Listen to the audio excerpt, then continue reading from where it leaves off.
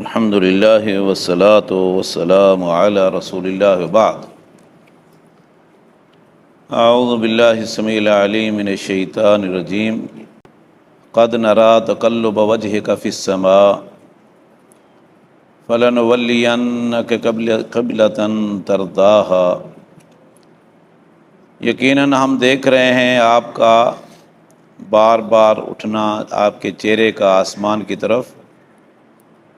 فَلَنُوَلِّيَنَّكَ قِبْلَةً تَرْضَاهَا، سو ضرور بضرور پھیر دیں گے ہم آپ کو اس سمت ترضاها جس سے آپ راضی ہیں اور خوش ہیں۔ فَوَلِّ وَجْهَكَ شَطْرَ الْمَسْجِدِ الْحَرَامِ، سو پھیر دو اپنے چہرے کو مسجد حرام کی طرف۔ وَحَيْثُ مَا كُنْتُمْ فَوَلُّوا وُجُوهَكُمْ شَطْرَهُ، اور آپ جہاں کہیں ہوں اپنے چہرے کو اسی جانب کر لو۔ وَإِنَّ الَّذِينَ أُوتُوا الْكِتَابَ، اور بے شک وہ لوگ جن کو کتاب دی گئی، لَيَعْلَمُونَ أَنَّهُ الْحَقُّ مِنْ رَبِّهِمْ، وہ جانتے ہیں کہ یہ بالکل برحق ہے قبلہ کی تبدیلی اور مکہ کی تعیین بحیثیت قبلہ کے، یہ بالکل برحق ہے، سچ ہے۔ وَمَا اللَّهُ بِغَافِلٍ عَمَّا يَعْمَلُونَ، اور اللہ تعالیٰ غافل نہیں اس چیز سے جو وہ عمل کر رہے ہیں۔ وَلَئِنْ أَتَيْتَ الَّذِينَ أُوتُوا الْكِتَابَ بِكُلِّ آيَةٍ مَا تَبِعُوا قِبْلَتَكَ، وَلَئِنْ، اور اگر أَتَيْتَ الَّذِينَ دے دی آپ نے ان لوگوں کو، اوت الکتاب جنہیں کتاب دی گئی، بکل آیاتن، ہر قسم کی نشانی، ہر قسم کی دلیل، ہر قسم کا پروف، ما تبعوا قبلتک، نہیں وہ پیروی کریں گے آپ کے قبلہ کی۔ اگر آپ ہر قسم کی نشانی، دلیل اور پروف بھی ان کو دکھا دیں، ناقابل تردید دلیل دے دیں، تو تب بھی وہ آپ کی قبلہ کی پیروی نہیں کریں گے، اتنا ان کے دل میں حسد اور بغض ہے۔ وَمَا أَنْتَ بِتَابِعٍ قِبْلَتَهُمْ، اور نہ ہی آپ پیروی کرنے والے ہو کسی صورت قبلتہم، ان کے قبلہ کی۔ یقیناً آپ وہی کی پیروی کرتے ہیں، آپ نبی ہیں، اور مسلمان بھی ایسا نہیں کرنے والے۔ وَمَا بَعْضُهُمْ بِتَابِعٍ قِبْلَةَ بَعْضٍ، اور نہ ہی ان کا بعض کے قبلہ کی پیروی کرنے والا ہے۔ پہلے فرمایا کہ اگر آپ ان کو ہر قسم کی دلیل دے بھی دیں کہ قبلہ جو ہے مکہ کیوں مقرر کیا گیا، آپ کی کتابوں میں لکھا ہوا ہے، آپ اس کو سنتے بھی آئے ہو، اور اس کی مزید عقلی دلیلیں بھی دے لو، تو وہ نہیں مانیں گے۔ پھر آپ بھی ان کے قبلہ کی پیروی نہیں کریں گے۔ 17 مہینے آپ نے کر لیا کیونکہ اللہ کا حکم آ گیا، بدلو، آپ اللہ کے حکم کے تابع ہیں۔ اب آگے بتایا وَمَا بَعْضُهُمْ بِتَابِعٍ قِبْلَةَ بَعْضٍ، یہ بھی آپس میں ایک دوسرے کی قبلہ کی پیروی نہیں کرتے۔ بظاہر مسلمانوں کے مقابلے میں یہ ایک ہیں، یہود اور نصارہ، دنیا کے کافر، اس کے باوجود یہ بھی ایک دوسرے کی بات نہیں مانتے۔ یہودی قبۃ الصخرہ کی طرف منہ کر کے نماز پڑھتے ہیں، اور عیسائی جو ہے وہ مشرقی جانب بیت المقدس سے، جیسا کہ امام قرطبی رحمۃ اللہ علیہ نے لکھا ہے، وہ بھی ان کے بھی قبلہ الگ الگ ہیں۔ اللہ نے بتلایا کہ بھئی یہود و نصارہ جو اپنے آپ کو ایک سمجھتے ہیں نا، حق پر سمجھتے ہیں، مسلمانوں کے مقابلے میں اکٹھے ہیں، تو وہ کون سے پہلے سے ایک دوسرے کی قبلہ کی پیروی کر رہے ہیں؟ وہ بھی تو الگ الگ، اس نے ایک کا منہ ادھر ہے، دوسرے کا منہ ادھر ہے۔ وَلَئِنِ اتَّبَعْتَ أَهْوَاءَهُمْ مِنْ بَعْدِ مَا جَاءَكَ مِنَ الْعِلْمِ، انک اذا لمن الظالمین ولئن، اور البتہ اگر اتبعتا، پیروی کی آپ نے، اہواءہم، ان کی خواہشات کی، اور اگر آپ نے ان کی خواہشات کی پیروی کی، من بعدی، اس کے بعد، ما، جبکہ جاء کا، آپ کے پاس آ چکا، من العلم، علم، اللہ کی طرف سے آپ کے پاس علم کے آ جانے کے بعد آپ نے ان کی خواہشات کی پیروی کی، اتباع کی، ان کی خواہشات کے پیچھے چلے، انکا، تو بے شک آپ، اذن، اس وقت، اس کیفیت میں، اس حالت میں، لمن الظالمین، البتہ ضرور ظالموں میں سے ہو جائیں گے۔ لام ہے من کے اوپر لام تاکید، لمن الظالمین، آپ ضرور ظالموں میں سے ہو جائیں گے۔ اب یہ اللہ رب العزت نے بڑی اہم بات ہمیں بتائی ہے یہاں، قبلہ کی تبدیلی سیقول السفہاء سے کام شروع ہوا۔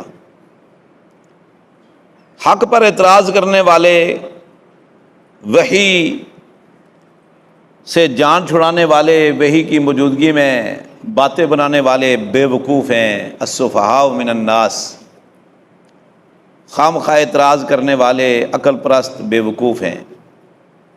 اس کے بعد پھر امت مسلمہ کے توسط اور اعتدال پسندی، راہ اعتدال کا تذکرہ ہوا، پھر قبلہ کی تبدیلی اور حکم آ گیا، پہلے اللہ کے رسول کو حکم دیا فولے، کہ آپ ادھر کرو، پھر آپ کی امت کو بھی حکم ہے قیامت تک کے لیے، جہاں کہیں ہوں، حیث ما کنتم، پاکستان میں ہوں، امریکہ میں ہوں، افریقہ میں ہوں، سمندر پر ہوں، جہاز میں ہوں، خشکی پر ہوں، پہاڑ کی چوٹی پر ہوں، فولوا وجوہکم شطرا، تو مکہ کی طرف ہی اپنا منہ کر لیں۔ پھر فرمایا کہ کافروں کو بھی یہ پتہ ہے کہ یہ بالکل برحق ہے، ان کی کتابوں میں لکھا ہوا ہے کہ مسلمانوں کا قبلہ جو ہے وہ مکہ ہوگا، یہ بات جانتے تھے وہ۔ قرآن کریم میں اللہ فرماتے ہیں کہ لَيَعْلَمُونَ أَنَّهُ الْحَقُّ مِن رَبِّهِمْ، مسند احمد میں حدیث ہے، رسول اللہ صلی اللہ علیہ وسلم نے فرمایا ما حسدتنا الیہود علی ما حسدونا، تین چیزوں پر یہودی ہم سے جتنا حسد کرتے ہیں نا، اتنا کسی چیز پر حسد نہیں کرتے۔ یہودی جلتے ہیں، مسلمانوں کو جو نعمتیں ملی ہیں ان پر حسد، سخت جلن ہوتی ہے ان کو۔ فرمایا تین چیزوں پر ان کو شدید حسد ہے ہم سے۔ ایک جمعے پر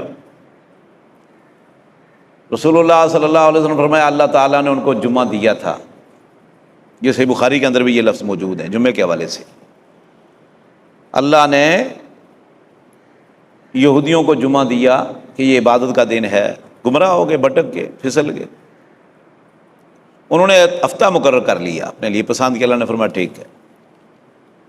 عیسیٰ علیہ السلام کو اور ان کی امت کو دیا جمعے کا دن، عیسائیوں نے نہیں قبول کیا، بھٹک کے وہ بھی گمراہ ہو گئے، اور انہوں نے اتوار کا دن انتخاب کر لیا۔ اللہ نے فرمایا ٹھیک ہے چلو اتوار سے۔ رسول اللہ صلی اللہ علیہ وسلم فرماتے ہیں اللہ نے مجھے دیا، یہ جمعہ کا دن ہے، عید کا دن ہے، عبادت کا دن ہے، رب کے قرب کا دن ہے، تو میں نے لے لیا، الحمدللہ میری امت نے بھی لے لیا اور ہم ہدایت پا گئے۔ ہماری اس ہدایت پر یہودیوں کو بڑا حسد ہے کہ یہ جمعہ کیوں انہوں نے اختیار کیا جبکہ ہم سے یہ نعمت چھن گئی۔ اور دوسرا، مکہ کے کعبہ ہونے پر، قبلہ ہونے پر اللہ نے ان کو دیا تھا، وہ گمراہ ہو گئے، بھٹک کے۔ اللہ نے امت مسلمہ کو دیا، اللہ کے رسول کو دیا، اللہ کے رسول نے قبول کر لیا۔ اس ہدایت پر اللہ نے ہمیں ہدایت دی کہ ہم نے مکہ کو اپنا قبلہ منتخب کیا اور پسند کیا اور اس پر ڈٹ کے، تو اس پر بھی وہ سخت حسد کرتے ہیں چڑھتے ہیں یہودی ہم سے۔ اور تیسرا، نماز میں اللہ کے رسول صلی اللہ علیہ وسلم نے فرمایا نماز میں جب ہم آمین کہتے ہیں نا سورہ فاتحہ کے آخر میں، اس پر یہودیوں کو بڑی جلن ہوتی ہے اور وہ چڑھتے ہیں، حسدون، ہم سے حسد کرتے ہیں۔ یہ حدیث بالکل صحیح سند کے ساتھ مسند احمد میں موجود ہے، اور 3 چیزوں کے حوالے سے، اور علامہ البانی نے صحیح الجامع صغیر میں سلسلہ حدیث صحیحہ میں نقل کی، اور تمام اس کی سندیں وغیرہ ذکر کی ہیں، دیگر بھی کتب حدیث میں موجود ہے یہ حدیث۔ تو آمین پر کیوں چڑھتے ہیں؟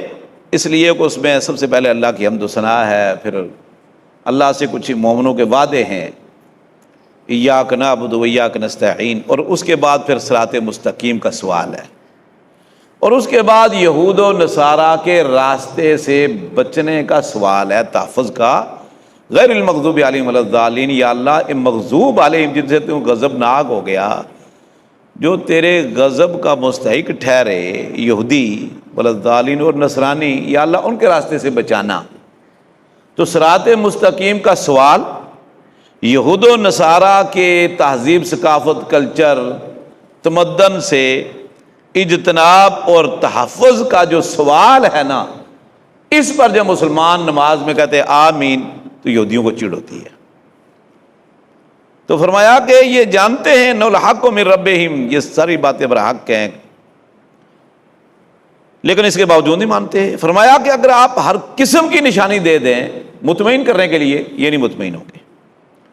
آگے فرمایا وَلَئِنِ اتَّبَعْتَ أَهْوَاءَهُم مِّن بَعْدِ مَا جَاءَكَ مِنَ الْعِلْمِ إِنَّكَ إِذًا لَّمِنَ الظَّالِمِينَ، اگر آپ نے اللہ کی طرف سے علم کے آنے کے بعد ان کی خواہشات کی پیروی کی تو یہ پکی بات ہے کہ آپ بھٹک جائیں گے، گمراہ ہو جائیں گے۔ اب یہ اللہ کے نبی صلی اللہ علیہ وسلم سے یہ تصور بھی نہیں کیا جا سکتا، لیکن اللہ رب العزت نے مخاطب کی ہے، پیروی فرمایا کہ آپ ان کے قبلہ کی پیروی نہیں کریں گے اور مسلمان بھی نہیں کریں گے، مخاطب اللہ کے رسول ہیں۔ اور یہاں بھی یعنی یہ اسلوب ہے کہ جب اللہ اپنے نبی کو یہ کہہ سکتا ہے، اگر نبی بھی ایسا کرے تو ہو سکتا ہے، تو امتی تو بالاولیٰ گیا، گمراہ ہو گیا۔ حکم ہمیں سمجھایا، ہمیں جا رہا ہے، یہ تاکید ہے۔ تو یہاں 2 چیزیں بیان ہوئی، علم اور خواہشات۔ احوا جمع ہوا کی ہے، ہوا کہتے ہیں خواہش کو، ہوا کہتے ہیں منمانی کو، ہوا کہتے ہیں اپنی چاہت، پسند، آرزو کی پیروی، اور علم ایک الگ چیز ہے۔ یہ دونوں چیزیں اپوزٹ ہیں، ایک دوسرے کے مخالف ہیں، متضاد ہیں، برعکس ہیں۔ ایک ہے علم اور ایک ہے خواہش پرستی۔ علم جو ہے یہ جب سے انسان پیدا ہوا اللہ رب العزت نے ان کی رہنمائی کے لیے، ان کی تربیت کے لیے آسمان سے ہر دور میں علم اتارا اپنے نبیوں پر، اور نبیوں نے اللہ کے علم کو آگے سمجھایا ہے، پریکٹیکل کر کے بتایا ہے۔ تو جو وحی ہے وہ علم ہے، وحی الہی ہے، یہ علم ہے۔ آدم علیہ السلام سے لے کر محمد الرسول اللہ صلی اللہ علیہ وسلم تک اللہ نے یہ علم دیا ہے۔ اقرا بسم ربک الذی خلق، خلق الانسان من علق، اقرا وربک الاکرم الذی علم الانسان، علم بالقلم، علم الانسان ما لم یعلم، علم بالقلم، علم الانسان ما لم یعلم، یہ پہلی وحی ہے۔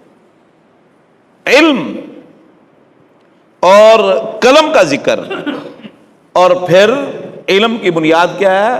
بسم ربک الذی خلق، رب کے بارے میں، خالق کے بارے میں، معبود کے بارے میں، یعنی ایسا علم جو بندے کو رب کی پہچان، رب کی معرفت، رب کا تعارف کروا دے، ایسا علم جس میں اللہ کے حقوق کی پہچان ہو اور مخلوق کے حقوق کی معرفت اور آگاہی ہو، ایسا علم جو مخلوق کو خالق کے ساتھ جوڑ دے، خالق کے قریب کر دے، اس کو علم کہتے ہیں۔ تو علم وہی ہے جو آسمان سے اترا، انبیاء پر، اور انبیاء نے اپنی امتوں کو سمجھایا ہے، یا اس پر عمل کر کے اس کو نافذ کیا ہے، یا سید الانبیاء امام الانبیاء محمد الرسول اللہ صلی اللہ علیہ وسلم کو جو اللہ نے علم دیا ہے، وہ قرآن کی صورت میں بھی ہے، وہ حدیث کی صورت میں بھی ہے، وہ علم ہے۔ کیونکہ اللہ کے رسول صلی اللہ علیہ وسلم بھی وحی کے بعد ہی بولتے ہیں۔ سورہ نجم میں اللہ فرماتے ہیں وما ینطق عن الہویٰ ان هو الا وحی یوحیٰ، میرا پیغمبر اپنی مرضی سے نہیں بولتا، ان هو الا وحی یوحیٰ، یہ وحی آتی ہے تو ینطق، یہ گفتگو کرتا ہے، نطق کرتا ہے، منطق۔ تو قرآن اور حدیث یہ علم ہے، سمجھ آ رہی ہے؟ اس کو کہتے ہیں علم۔ اور جس کے پاس قرآن اور حدیث کا علم ہے، تھوڑا ہے یا زیادہ ہے، وہ عالم ہے، وہ عالم ہے۔ انما یخشی اللہ من عبادہ العلماء، عالم کی جمع علماء۔ اللہ فرماتے ہیں اہل علم بھی اللہ سے ڈرتے ہیں۔ یرفع اللہ الذین آمنوا منکم والذین اوتوا العلم درجات، ایمان والے اور ایمان والوں کے ساتھ ساتھ جن کو اللہ نے علم عطا کر رکھا ہے، قرآن و حدیث کے فہم ہے، فراست ہے، توحید ہے، فرمایا ان کے درجات ہم بلند کرتے ہیں۔ اور اسی طرح قرآن کریم میں نا کئی جگہ پر علم کا ذکر ہے، من بعد ما جاءکم من العلم، تو علم سے مراد ہے وحی الہی، وحی الہی، اللہ کا دیا ہوا دین، دستور و منشور، شریعت، یہ علم ہے۔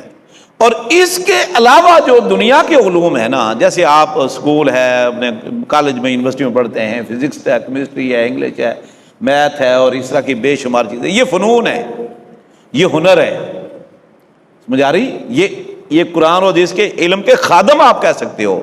اسی طرح ہم مدرسے میں پڑھاتے ہیں، اصول فقہ ہے، اصول حدیث ہے، اور اسی طرح بلاغہ ہے، اسی طرح گرامر ہے، عربی گرامر، نحو ہے، صرف ہے، یہ سارے قرآن اور حدیث کے علوم کے خادم ہیں۔ قرآن حدیث کو سمجھنے کے لیے یہی وجہ ہے، آپ دیکھیں جن لوگوں نے میٹرک کیا ہے، انٹر کیا ہے، یا بی اے ایم اے کیا ہے، ان کو قرآن کریم کا ترجمہ بہت جلدی سمجھ آتا ہے، ان کو حدیث بھی بہت جلدی سمجھ آتی ہے۔ کوئی خطیب گفتگو کر رہا ہو، قرآن کریم کی آیتیں بیان کر رہا ہو، حدیثیں پڑھ کے سنا رہا ہو، تو جو لوگ اسکول، کالج، یونیورسٹیوں کے تعلیم یافتہ پڑھے لکھے نا، ان کو یہ چیز بہت جلدی سمجھ آتی ہے، بہت جلدی سمجھ آتی ہے۔ اور اس کے برعکس جو لوگ اسکولوں میں بھی نہیں پڑھے، مثلا ہمارے بے شمار لوگ ہیں جو دین میں شاید ہم سے بھی زیادہ مضبوط ہوں، سمجھ آ رہی ہے، نمازوں میں ہم سے زیادہ ہوں، تقویٰ میں ہوں، پرہیزگاری میں ہوں، اللہ سے ڈرنے میں ہوں، لیکن اسکول کی تعلیم نہیں، تو قرآن کریم کی آیت وہ نہیں سمجھ سکتے جتنی مرتبہ سمجھائیں آپ کو۔ بڑی محنت کرنی پڑتی ہے، حدیث پر بھی محنت کرنی پڑتی ہے، بہت پیچیدہ باتیں نہیں سمجھ پاتے۔ تو یہی وجہ میں نے اکثر تجربہ کیا کہ جو بچے اسکول پڑھ کر مدرسوں میں آتے ہیں نا، وہ بہت آگے نکل جاتے ہیں۔ جو اسکول نہیں پڑھے ہوتے تو وہ تقریباً اکثر پیچھے رہ جاتے ہیں، اور کبھی کبھار ایسا بھی ہوتا ہے جو اسکول نہیں پڑھا وہ مدرسے میں بہت ہی آگے نکل جاتا ہے، بڑے بڑے علماء ہیں جو اسکول نہیں پڑھے۔ لیکن بہرحال میں میٹرک کر کے گورنمنٹ پائلٹ ہائی اسکول سے میٹرک کر کے میں مدرسے میں آیا۔ میرے ساتھ بے شمارہ کچھ ایسے طالب علم آئے تھے جو میٹرک کر کے آئے، کچھ ایسے بھی تھے جو پرائمری سے آ گئے، انہوں نے حفظ کیا، حفظ کر کے مدرسے میں پڑھتے رہے، پھر وہ ہم بھی آگے میٹرک کر کے۔ تو میں نے اکثر ہم جب آپس میں جا کے وہاں موازنہ کرتے تو بڑا فرق محسوس کرتے کہ وہ حفظ کر کے پھر کہیں امام لگ گئے، تھوڑا بہت پڑھا یا فارغ ہو کر امام لگ گئے، یا کوئی اپنا کام یا کوئی خدمت کا کام۔ لیکن جو لوگ میٹرک کر کے آئے تھے اور اچھے تعلیم یافتہ تھے، وہ بیرون ملک یونیورسٹیوں میں چلے گئے اور پھر بہت آگے نکل گئے۔ یہ اکثر کی بات میں کرتا ہوں، کبھی کبھار تو ایسا بھی ہوتے ہیں کہ جو بالکل اسکول نہیں پڑھا ہوتا وہ اسکول والوں سے، یونیورسٹی والوں سے بہت آگے نکل جاتے ہیں دین میں۔ تو بہرحال فرق پڑتا ہے۔ تو یہ جو دنیا کے یونیورسٹیوں کے، کالجوں کے اور اسکولوں کے انسٹیٹیوٹ ہیں، یہ ٹیوشن سینٹر ہیں، یہ اس کو آپ ہنر کہہ سکتے ہو، اس کو آپ فن کہہ سکتے ہو، سمجھ آ رہی ہے؟ لیکن علم وہی ہے جو اللہ اور اس کے رسول صلی اللہ علیہ وسلم کا فرمان ہے، یا اللہ کے نبی صلی اللہ علیہ وسلم کا عمل ہے۔ تو یہاں اللہ نے فرمایا کہ جب اللہ کی طرف سے من بعد ما جاءکم من العلم، اللہ کی طرف سے علم آنے کے بعد آپ نے خواہش کی پیروی کی، تو علم کے علاوہ قرآن اور حدیث میں اپنی طرف سے جس چیز کا اضافہ کوئی شخص کرتا ہے، خواہ وہ عالم دین ہے یا عوام الناس میں سے ہے، مسلمان ہے یا غیر مسلم ہے، اللہ کے علم میں، وحی میں، اللہ اور اس کے رسول کی باتوں میں اپنی بات داخل کرتا ہے یا اس میں اپنی چیز کا اضافہ کرتا ہے، ہاں جی، تو اس کو خواہش پرستی کہتے ہیں، اس کو کہتے ہیں احوا، اس کے جمع ہوا۔ اللہ اور اس کے رسول کے فرمان کے مقابلے میں، یہ بات یاد رکھو، اللہ اور اس کے رسول کے فرمان کے مقابلے میں جس کی بات بھی مانی جائے وہ خواہش پرستی ہے اور وہ غیر اللہ ہے۔ جیسے قرآن بھی اللہ فرماتا ہے فرائیت من اتخذ الہہ ہوا، کہ آپ نے وہ شخص دیکھا کہ علم کے باوجود وہ اس نے اپنے خواہش کو، اپنا ہوا کو، اپنی خواہش کو الہ ہو، اپنا الہ بنا لی ہے، یعنی اس کا معبود اس کی خواہش ہے، اس کا معبود اس کی خواہش ہے، اس کا الہ اس کی خواہش ہے۔ تو خواہش پرستی اللہ اور اس کے رسول کے فرامین کے مقابلے میں، دین کے مقابلے میں، شریعت کے مقابلے میں اپنی بات کو مقدم کرنا اور اس یا کسی کی بات کو فالو کرنا، اس کے پیچھے چلنا، اس پر عمل کرنا، یہ خواہش پرستی ہے اور یہ شرک اکبر ہے، یہ شرک اکبر ہے۔ اتخذ الہ ہوا، سمجھ آ رہی نا؟ لیکن اللہ اور اس کے رسول کی بات کے مقابلے میں جہاں اللہ کی بات ہو اور کسی اور کی بات ہو، ہم اس کی بات لے لیں، اللہ کے رسول کی بات چھوڑ دیں۔ جہاں اللہ کے نبی صلی اللہ علیہ وسلم کا فرمان آ جائے، صحیح سند سے ہو، ہم اللہ کے رسول صلی اللہ علیہ وسلم کا فرمان چھوڑ دیں اور کسی اپنے پیر، مولوی، درویش، بزرگ، وڈیرے، چودھری، سیاستدان، لیڈر کی بات لے لیں اور اللہ کے رسول کی بات چھوڑ دیں، یہ خواہش پرستی اور یہ شرک اکبر ہے۔ سمجھ آ رہی ہے؟ تو یہ معنی اتخذوا الہہ ہوا۔ پھر قرآن مجید میں اللہ نے سورہ توبہ میں فرمایا اتخذوا احبارهم ورهبانهم اربابا من دون اللہ، کہ ان یہودیوں نے اور ان عیسائیوں نے اپنے مولویوں کو، اپنے درویشوں کو، اپنے پوپ کو، راہبوں کو انہوں نے رب بنا لی اللہ کو چھوڑ کر۔ تو رب بنا لی اللہ کو چھوڑ کر، یعنی یہ اس کی عبادت کرتے ہیں، اپنے پیروں کی، درویشوں کی، راہبوں کی، احبار کی، مولویوں کی، مفتیوں کی، درویشوں کی، یہ پوجا کرتے ہیں، یہ ان کی عبادت کرتے ہیں، یہ ان کا رب ہیں۔ عدی بن حاتم طائی رضی اللہ عنہ کا واقعہ آپ نے کئی مرتبہ سنا ہوگا، میں نے بیان کیا پچھلے جمعے میں بھی، کہ وہ اللہ کے نبی صلی اللہ علیہ وسلم کے پاس آئی۔ وہ تھے تو مکہ کے رہنے والے، لیکن شرک سے متنفر ہو کر، قوم کے اس شرک اور دلدل میں پھنسی ہوئی قوم تھی، بیزار ہو کر، متنفر ہو کر عیسائی ہو گئے۔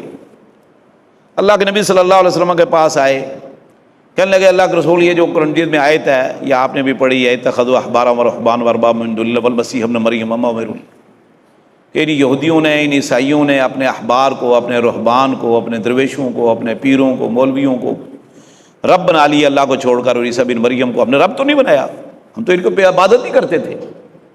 آپ نے فرمایا عدی مجھے یہ بتاؤ کہ جب اللہ نے کسی چیز کا یا اللہ کے رسول نے حکم دیا اور کسی چیز کو حلال کیا، اور تمہارے یہ احبار اور رہبان اور درویش، یہ مذہبی پیشوا اللہ اور اس کے رسول کی حرام کردہ چیز کو حلال کہتے تھے، تم مانتے تھے؟